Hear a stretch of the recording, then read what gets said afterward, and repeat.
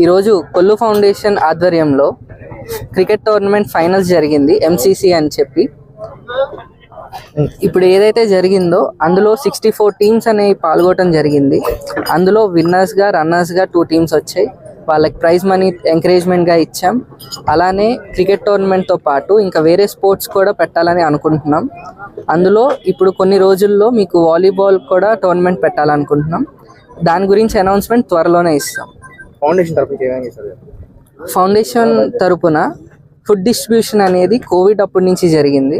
కోవిడ్లో ఎవరైతే ఇబ్బంది పడ్డారో ఫుడ్ లేక వాళ్ళందరికీ కూడా డైరెక్ట్ ఇంటికి వెళ్ళి వాళ్ళకి ఇవ్వటం జరిగింది. దాని తర్వాత అంతకుముందు గవర్నమెంట్లో ఉన్నట్టు అన్నా క్యాంటీన్ లాగా మేమే ప్రతి వాళ్ళ ఏరియాకి వెళ్ళి ఎవరికైతే ఆకలి ఉందో వాళ్ళ ఆకలి తీరుస్తుంది జరిగింది.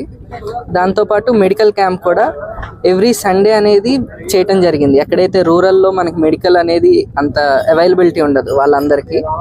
నెక్స్ట్ స్పర్శ స్కూల్ అనేది రిహాబిలిటేషన్ సెంటర్, ఎవరైతే పిల్లలు కొంచెం ఇబ్బంది పడుతున్నారో డిసేబుల్గా ఉన్నారో వాళ్ళందరికీ ఫిజియోథెరపీ, స్పీచ్ థెరపీ ఇవ్వటం జరిగింది. ఇవి ఒకటే కాదు, ఎవరికైతే అవసరం ఉందనిపించిందో వాళ్ళందరికీ సహాయం చేయడానికి మేమందరం ఉన్నాం. అందరూ దీనికి హెల్ప్ చేయాలని కోరుకుంటున్నాం.